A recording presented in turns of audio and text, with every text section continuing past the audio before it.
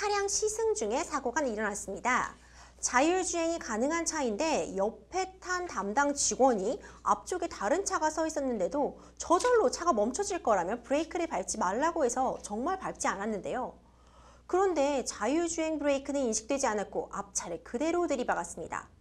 알고 보니 자율주행 설정을 미리 안 해놨던 건데요. 손해배상 등 문제가 많은데 어떻게 처리하는 것이 좋을까요?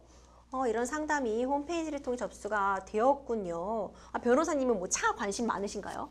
네, 뭐 아무래도 좀 남자들이 좀 차에 관심이 많다 보니까 네, 저도 이제 요 상담 내용도 굉장히 재밌게 봤습니다. 네, 저도 뭐 차에 대해 잘은 몰라도 요즘 자율주행 이런 거 굉장히 많이들 얘기하시니까 저도 궁금했는데 보고 깜짝 놀랐어요. 이렇게 자율주행 모두 설정하지 않아놓고 두고 있었으면 사고가 났겠구나 싶은데 사연 보신 소감 어떠세요? 네, 뭐 요즘 흔히 이제 자율주행 하는데 이제 그 정확하게는 완벽한 자율주행 차는 아직은 안 나왔다고 하고요. 저도 뭐 조금 알아봤는데 약간 뭐 반자율주행 그래가지고 어느 정도 핸들에 손만 얹고 있으면 차가 좀 멈추고 뭐 이런 기능들이 있는 게 반자율주행인데 이제 이런 게 제대로 설정이 안 됐거나 조금 오작동을 해갖고 이런 사고들이 또 간혹 일어나고 있는 걸로 그렇게 알고 있습니다.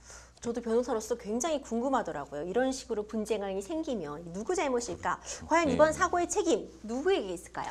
네, 일단은 뭐 이 SNS 사연상의 내용만 가지고 좀 판단을 할 수밖에 없어서 일단 보면은 그 자율주행 이제 설정이 안 되어 있다는 그런 내용이 있잖아요. 그래서 이 자율주행 설정은 이제 시승해주는 측에서 당연히 자율주행 설정이 돼 있습니다 하고 이렇게 안심하시고 브레이크에 발 떼셔도 됩니다 이렇게 안내했을 텐데 그게 안 돼 있으니까 원칙적으로는 이제 요 시승하는 요 업체와 요 사용자 쪽에서 과실이 있는 걸로 보이고요.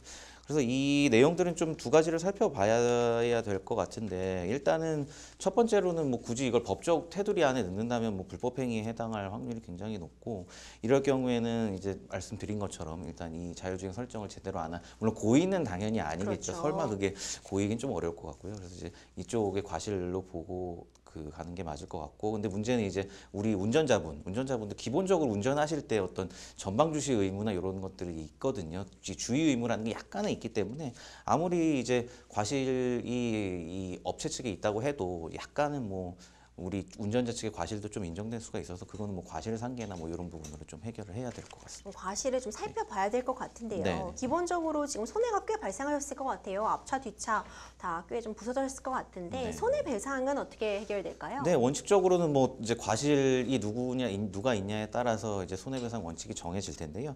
이 내용 보면은 일단 이 직원분이 이 자율주행 설정을 제대로 안 해놓은 부분, 이 부분부터 시작하면 이제 직원분의 과실, 또 이게 이제 사용자 책임으로 넘어가서 이게 업체에 이제 소속되신 분이잖아요. 그럼 그렇죠. 이제 회사의 과실로 이제 좀 넘어갈 수가 있고 원칙적으로 그 회사 이 사용자를 이제 그 고용한 요 사용자 그 회사 측에서 좀 책임을 져야 될 문제 같고 가장 큰 부분은 그렇고 근데 이제 좀 전에 설명드렸듯이 이제 운전자분 과실이 조금 입증된다면 약간 과실상계가 적용돼서 과실상계라는 부분도 꼭 뭐 이런 용어를 쓸 필요는 없는데 상대방 조금 잘못한 경우에 그 부분에 있어서는 과실을 이제 어느 정도 감한다는 의미입니다. 그래서 고정 조금 이제 운전자분의 과실이 조금 더해 좀 있다면 약간 과실상계가 될 수도 있고 그래서 원칙적으로 큰 부분은 이제 회사에서 책임을 져야 될 것 같고요. 근데 이제 보험이 당연히 적용이 될 겁니다. 이게 뭐 특별하게 뭐 중상해나 뭐 사망사고가 일어난 게 아니라면 그래서 어쨌거나 이제 종합보험의 가입 내용 여부를 따라서 보험 처리는 가능할 걸로 보이고요.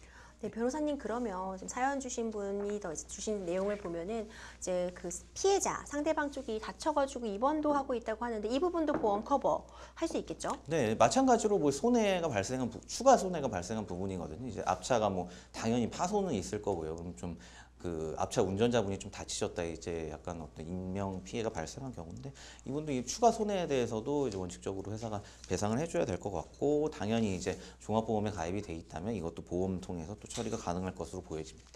지금 시승을 하시다 일어난 사고잖아요. 네. 이 차도 사실 시승한 차도 새 차셨을 텐데 네. 이 차에 대한 처분은 어떻게 될까요? 시승한 차량 같은 경우에는 이게 이제 사고 차량에 대해서 어떤 뭐 법적 처분을 한다, 요거는 조금 이제 애매하고 어떤 아까 말씀드렸듯이 이 사고 차량에 어떤 책임이 있냐 이런 부분을 좀 따져보는 질문이라고 생각해서 저도 뭐 그거를 좀 생각했는데 이게 이 사고 내용 자체는 뭐 명확하진 않으니까요. 근데 그 원론적인 부분만 설명을 드리면 이제 우리 교특법상의 어떤 중과실이나 뭐 특별히 뭐 사망 사고나 이런 게 발생한 게 아니라면 그리고 뭐 당연히 큰 업체니까 큰 업체가 이제 이런 시승으로 할 거예요. 그러니까 뭐 보험에 가입돼 있는 문제는 따질 필요는 없을 것 같고 따라서 뭐 원칙적으로 민사손해배상에 해당할 것 같고요. 근데 예를 들어서 뭐 특별한 사안, 예를 들어 뭐 중과실이나 이런 사안들이 좀 있다고 하면 형사 책임도 좀 논할 수 있는 사안일 것 같습니다. 변호사님, 그러면 이제 우리 탑 시승하신 분께서 뭐 후유증이 발생한다거나 나중에 뭐 더 아픈 곳이 나올 수도 있고 하는데 이 시승을 진행했던 대리점 측에 뭐 어떤 책임을 묻거나 할 여지는 있을까요? 네, 이것도 이제 양자 간의 또 어떤 법률 관계를 좀 따져봐야 될 것 같아요. 좀 전에 우리가 설명을 드렸던 부분은 이제 앞차하고 이제 우리 차의 관계인데 시승 업체하고 이제 시승자의 관계는 보통 우리가 시승을 많이 하시잖아요. 하실 때 그렇죠. 보면 시승 동의서 같은 걸 좀 작성을 합니다. 그 내용 보면 물론 그걸 제대로 읽고 사인하시는 분은 거의 그렇죠. 없지만 그 내용이 아주 깨알같이 어떤 책임 관련 규정이 있어서 원칙적으로는 그 시승 동의서 안에 아마 상호 어떤 책임 분쟁의 소지를 해결하는 그런 내용들이 있을 거고 그거에 따라서 해결하시면 되고 그게 예를 들어 만약 그게 없다 그냥 임의로 탑승했다 하면 역시 불법행위 책임에 따라서 어떤 손해가 발생했다면 그 이제 시승자의 손해에 대해서도 업체 측에 어떤 배상을 요구할 수가 있습니다.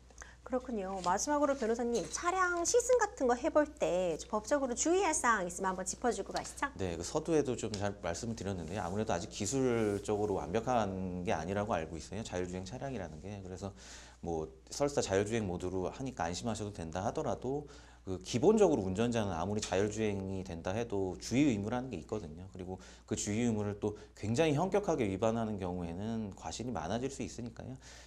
자율주행을 시승하신다고 해서 마냥 이제 신기하다 하고 이렇게 해서 가만히 이제 감상하시는 데만 열중하지 마시고 법적으로는 분명 어떤 전방 주시 의무나 여러 가지 그 운전자에게 기본적으로 부과되는 주의 의무들이 있으니까 이런 걸 조금 신경 쓰셔서 이제 시승을 하시는 게 좋을 것 같습니다. 맞습니다. 우리가 운전대를 잡으면 지금 나의 안전뿐만이 아니라 어떤 다른 사람들, 여러 사람들의 안전까지 담보하게 되는 만큼 좀 항상 주의를 기울이는 그런 자세가 네, 필요할 것 같습니다.